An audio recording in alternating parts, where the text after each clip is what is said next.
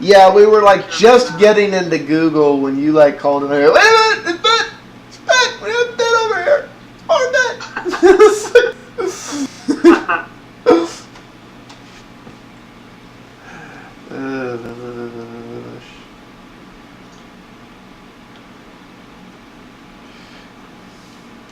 I feel like I need to be singing Oompa Doompa or something.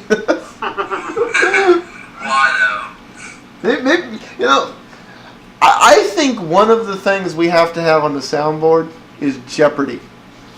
Oh yeah. Like when shit like this happens where we're just in a holding pattern, I need to just hit the button and like Jeopardy can start. No, he went to go answer the phone.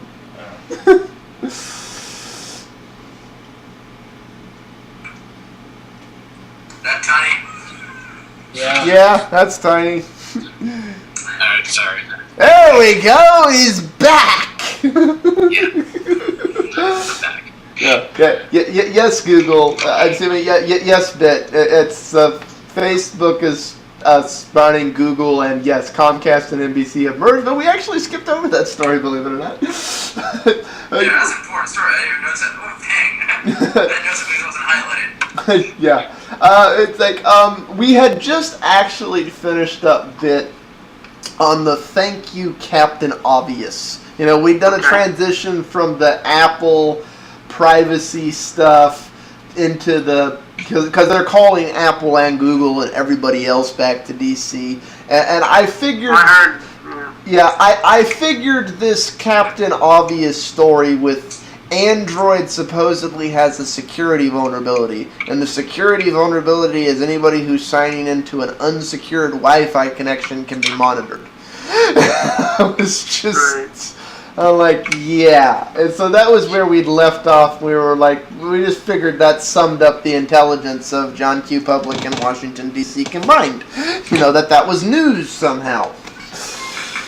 So we were moving into the, actually the spam on the Google Music thing. I don't know if anybody's gotten this yet or not, actually. It's the Google. There's already people spamming, pretending to be Google Music invites, and I can't believe anybody'd be dumb enough to fall for these. But apparently, some people are. It's on the tone with all the privacy stuff. What do you think the perception is going to be with this Google local news thing? Anybody? Good news, bad news. You're asking me or anybody?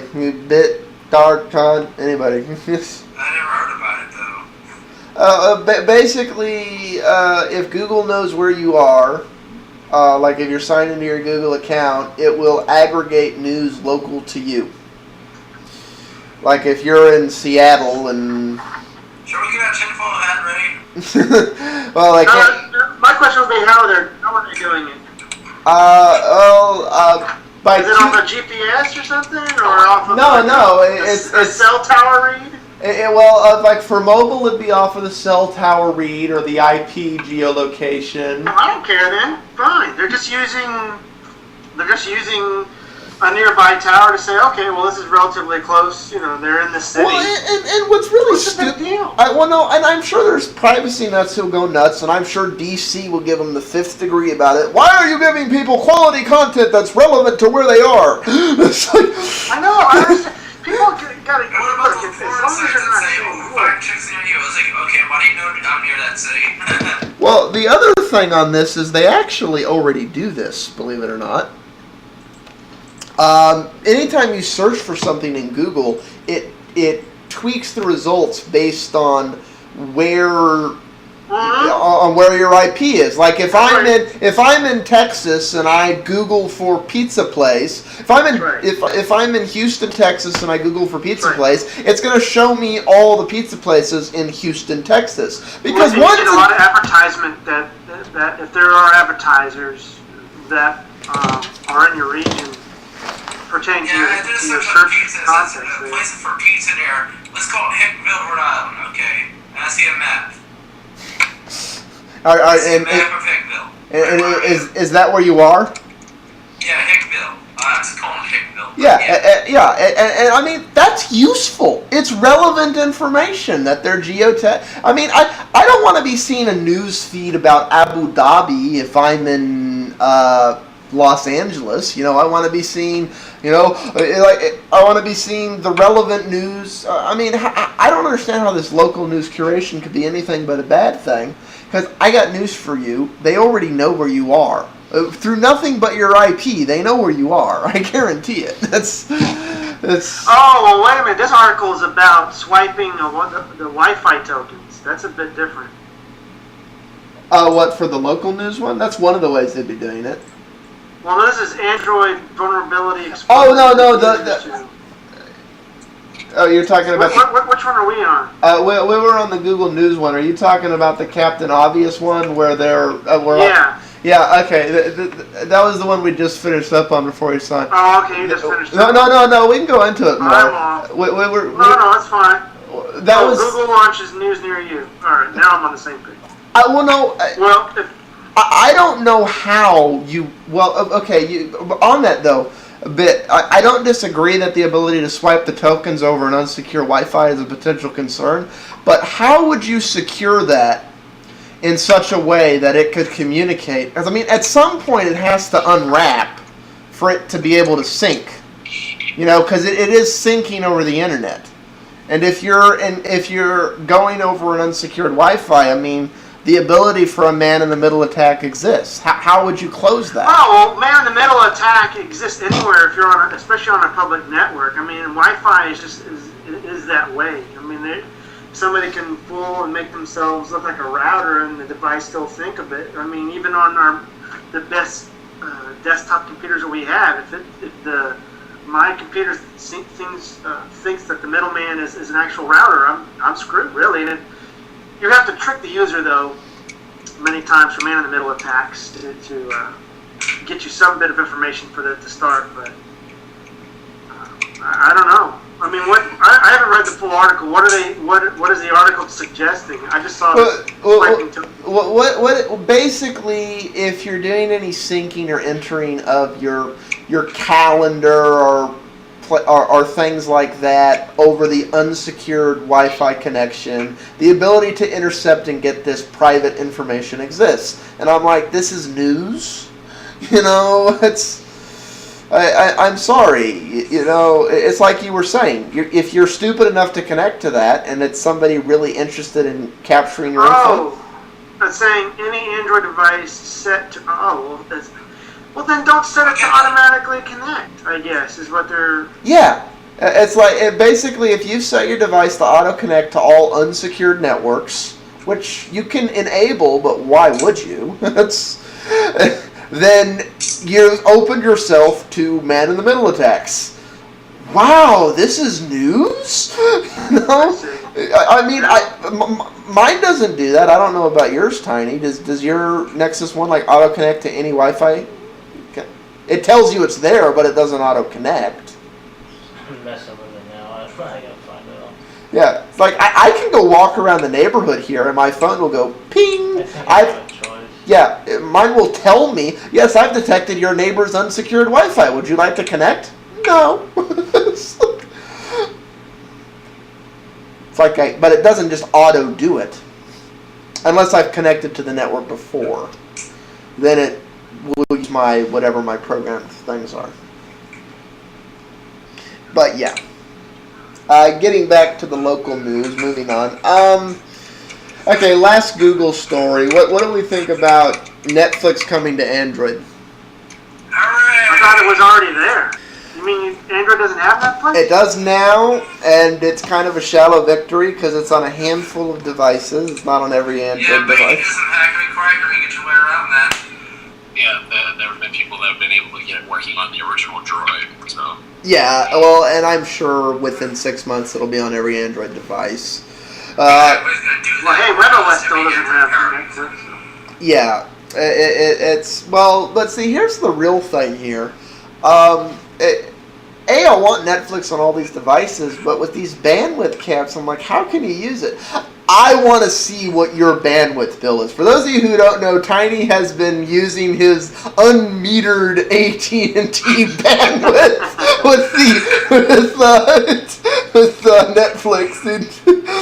I want to honestly know, because I would argue Tiny's usage of Netflix is probably going to be very on par with average on what a user's like, and I want to honestly know how much bandwidth he uses, because I can crunch all the formulas all day long, but that's a real experiment right there. It's like something like BitMeter for Android that you can just download and install, and it just tells you how much data he's using. Yeah, but you should do that. Just see the data. Here's the app I honestly want to see for both Android and iOS and WebOS. As long as they're imposing these data caps, I want a widget that will put a little notifier up in the corner that as I use data, rather than tell me how many kilobytes or megabytes I've used, it just counts how many dollars I've given the phone company. You know, it just starts going cha-ching, cha-ching, cha-ching, cha-ching. You know, it actually puts it in a number that equates to what the way people think. Because they open an email, well, that'll be 50 cents. You know, they watch a Netflix movie, oh, that'll be $3. You know, they start realizing how much they're being nickel and dime. That is the app I want to see, and I guarantee you, within 6 months of that app being released, Congress will not be focusing on this privacy things, but they'll be calling Verizon and AT&T, and they'll be going, "Would you explain why you're ripping people off for an infrastructure that's largely fixed costs?" And it's like, I do not have any idea what the hell technological stuff you're talking about. But they'll understand the dollars. Well, hey, getting back to that Wi-Fi thing, apparently Android is saying that it's an inappropriate authentication protocol via client login, so they are fixing it. Yeah, they're gonna patch it as best they can, but I mean, at the end of the day, you're still sending the data over an unencrypted connection. I mean, I don't understand how you could ever fully patch this. Google's responding to this concern in the way they're saying, because they're under the government microscope right now. Yeah. But at the end of the day, I don't really think they've done anything wrong. A lot of these articles suck. They don't give you enough information. No, some of them are written for keywords, son. If I had the money, I would subscribe to all the source feeds, the actual statistics and the actual reports and son, and just report direct from source rather than secondary, son. Because it would be nice to have all of that stuff at our fingertips. Anyways, a question we need to cover in Linux is how long before Netflix gets reverse engineered to run on Alien Dalvik. Or excuse me, Alien Darwin or whatever the hell. Whatever. That's Dalvik. It's Dalvik. That's what I thought. Darwin is the OS 10 kernel. Oh yes, it's Dalvik. Yes, thank you. I'm sorry, I've had a brain fart. It's middle of the night. Yeah. Okay, moving on to Bitland. It's actually appropriate that Bit showed up for this. WebOS. Yeah, that's what I was just gonna say. Bit, have you looked at the new HP Pavilions? No. Click that first link there. You might want to mute your system, but you'll see a video that's demoing them. They're claiming all new design. In my personal opinion, they look like every HP I've seen for the last decade. I have a semi-new HP Pavilion. Yeah, but if you look at that video, especially for the 7 Series one, there's a few minutes into it, it's pretty clear that they're implementing what looks like WebOS stuff. And I mean, I don't know. I'm thinking these are the first computers running on this. Or rather, that's actually WebOS, or that's just a WebOS style thing that's been put into Windows. Well, they've already gotten I've already seen videos where WebOS was launched on the actual desktop. laptop. Yeah. No, and I'm not saying that's a bad idea. I'm just. This is one of those things. This is going to be a really interesting set of runs with the HPs, because this is Hewlett-Packard, putting other things forward aside from Windows. It's, So this is just a fancy looking desktop, really. Yeah, and it's. I mean, and HPs have looked like that. Like I said, they're claiming it's a new design, but HPs have been. I don't know if anybody's gone to a Best Buy lately, but everything's just like they've polished everything up, to try and make it sound, No, that's not. I don't think that's WebOS anything at the end there. No, they're just showing that it does. Yeah, they're just showing it does music and pictures. Okay, that looked like the swipe thing you do with WebOS. It does look like a swipe, but I mean, knowing WebOS, it doesn't. I mean, it would be a card, I don't know. It didn't. I guess a swiping, moving video. Okay. I've seen implementations on HP commercials where they show created user interface graphics to represent WebOS on their laptops. I'll have to find those commercials though. On that note, do we know when they're releasing those WebOS systems? Well, the little tiny one is already out via AT&T. Yeah, but HP was supposed to start launching WebOS also with their laptops and desktops. Oh, that's going to happen probably at the end of the year. Okay. Yeah, but the Palm Pre 3 is out in June, and the touchpad is out in June. Yeah. Well, and I think WebOS can do a lot. It can get a lot of gain right now, especially with the primary carriers Android's good devices are on playing this data cap game, and BlackBerry having this little unfortunate stumble conniption. I think BlackBerry it's a setback, but I'm very impressed. Well, they're not being fazed by it. For those of you who have no clue what we're talking about, apparently there's a bug in the BlackBerry software where the devices can basically, for lack of a better word, become bricked. You can't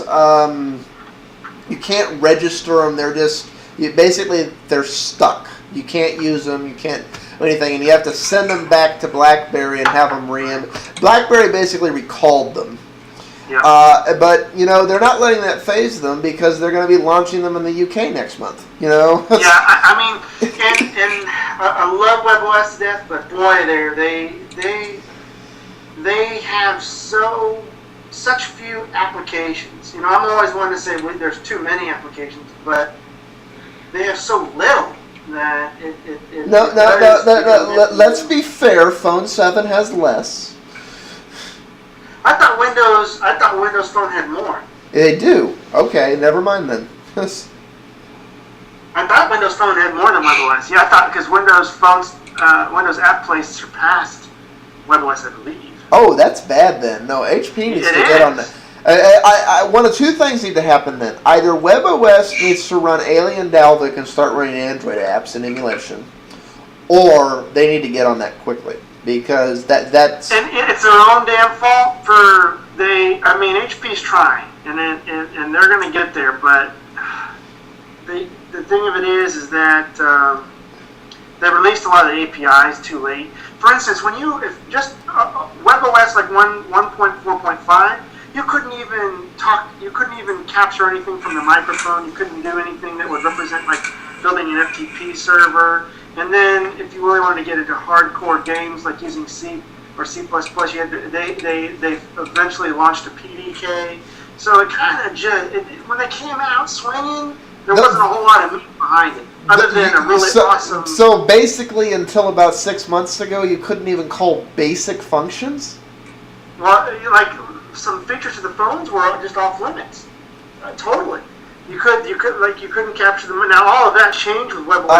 I thought Microsoft was behind in this. That's insanely behind. It is. Well, now they're not. Right? They've released everything and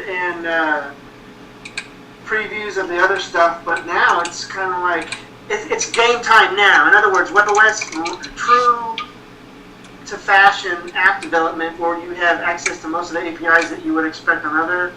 But at this point in the game, if HP wants at this point in the game, if HP wants to salvage that, they're going to have to take the same page Microsoft is doing, which is basically, here's your bounty, come over here and claim it.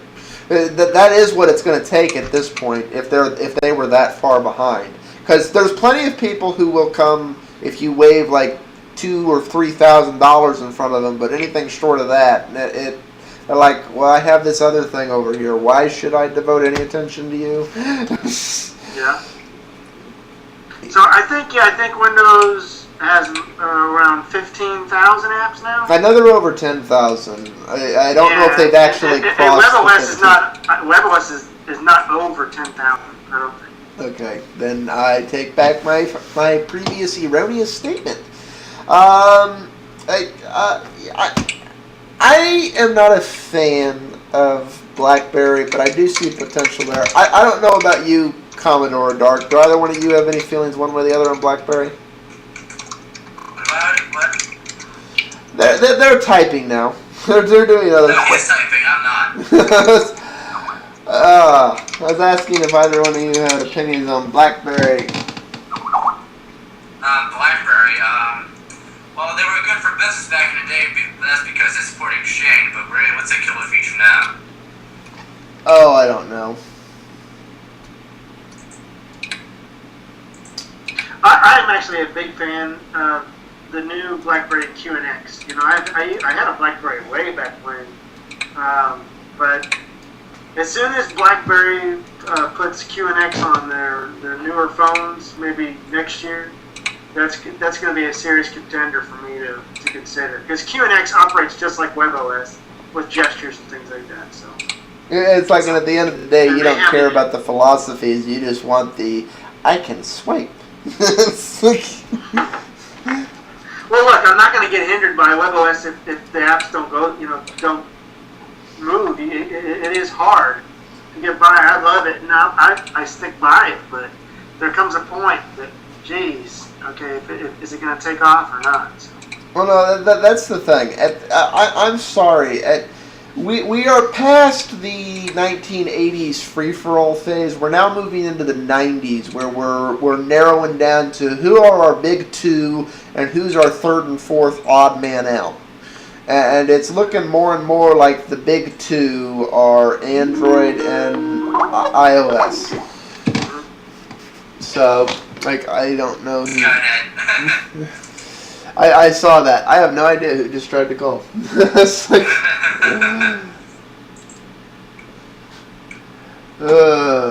okay. Anything else? Trying to reach us another castle. Please Yeah. try again. Anything else we want to try on? Or actually, Commodore, you can turn your video back on because it looks like we have lost Dark. I don't think I can actually. Oh, okay. Yeah, I guess we'll finish this way.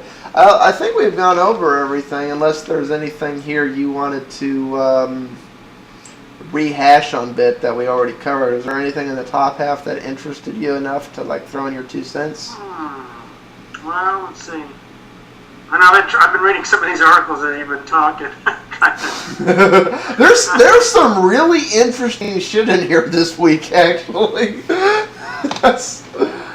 can cover the Apple stuff in the iWorld show. I think you. He's back in. Did you just add him back? No, I didn't do anything. Okay, that was interesting. Okay, but we have Say the least. we have Dark back. No, if you want to rehash on some of that Apple shit, like we didn't. No, we can do that in iWorld. Yeah, I'm gonna say we can do that in iWorld. So that's not. In fact, one of those we didn't even cover at all. We'll probably cover in iWorld. Okay. Wait. Before we sign out, Dark, you had a question you wanted to ask Bit, and before we. Yes, I did, actually. What was your take on Google I/O as far as Android is concerned? I'm sorry, what? What was your... as a developer, did you watch Google I/O? All I heard was as a developer. Did you watch Google I/O? No, I sure didn't. Am I the only one that watched Google I/O? Damn it! I feel like a crazy person. Jordan didn't watch it. James didn't watch it. I Commodore didn't watch it. didn't watch it. Dark, did you watch it? Yeah, I did. That's Okay, what Dark, I'm not alone. I've been watching because I was working. It's like I started talking about Google I/O with people in the UK, and they acted like I was speaking Greek. Like, Google I/O? What is that? No, I love y'all, and y'all were more familiar with the crap than Jordan and James. Now, I'm not ripping on him. Jordan had a valid reason. Jordan had valid fatigue. And James has a valid reason too for entirely other crap. It's always fun to be doing a show when you're the only one that actually knows what the hell you're talking about, because that doesn't work well on this content. Sometimes my ice cream sandwich. What else happened besides that and the thing with the garage door opener? Well, I was just curious about Midstate because they addressed. I know that you have some concerns about like some of the perceived fragmentation and stuff. They were looking to unify, set up guidelines and stuff that you would, as a developer, you probably like. I was just curious to get your take. Yeah, the thing I found most interesting from a developer standpoint, even though I'm not an Android developer, and I do want to get your 2 cents on this while we're on the topic bit. What do you think about the idea of creating an API and basically a development framework where it will allow Android to be form factor agnostic?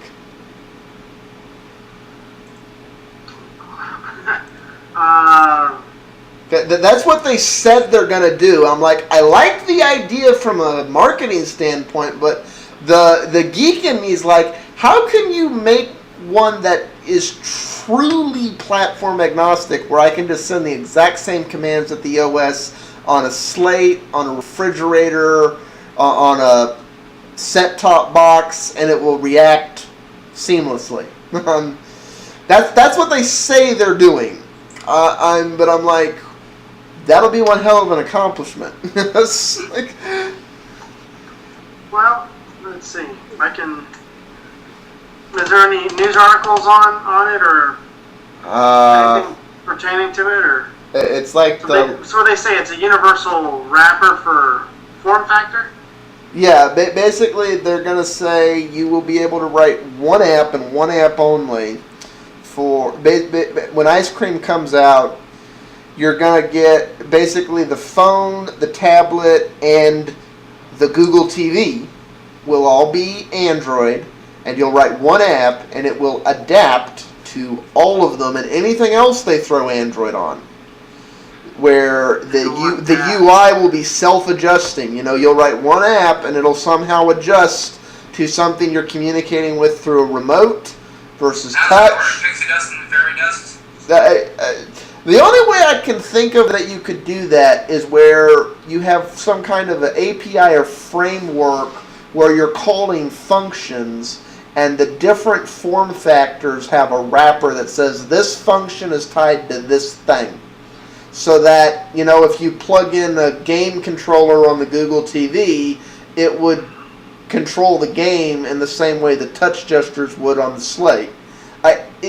It's an engineering problem, and I think it's solvable, but that's going to be one hell of an engineering problem, and it would be very easy, in my opinion, to overlook something that I could. wish I could just use the keyboard and mouse and just play quick on my phone and hook it with my TV. Yeah. So I was. Are they going to make everything vector based? They were vague. They didn't give specifics. They just said that's.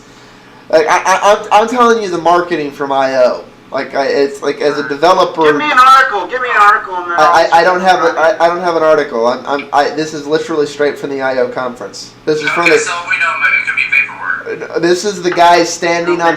Well, no, it's not entirely vaporware because they were demonstrating some of this stuff. I mean, they had the guy playing a game on the Zoom using an Xbox controller. Which is very easy hackable, yeah. Yeah, so I mean, there's that stuff there.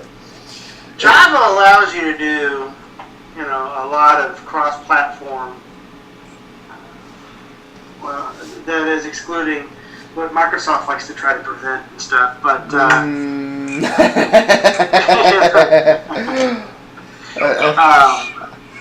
okay, you have homework for next week, Bit.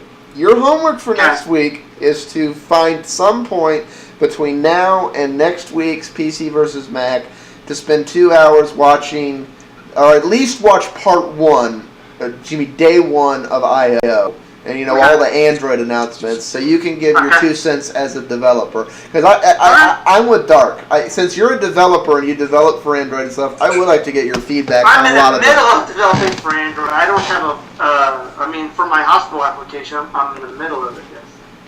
Okay. And on that, what the F? Unless there's anything else we want to go into. I guess we'll pause out there. Cool. Hopefully everyone has enjoyed Glitch Theater. Now with Bit. Hopefully it didn't glitch too much. I don't know how much glitching we had.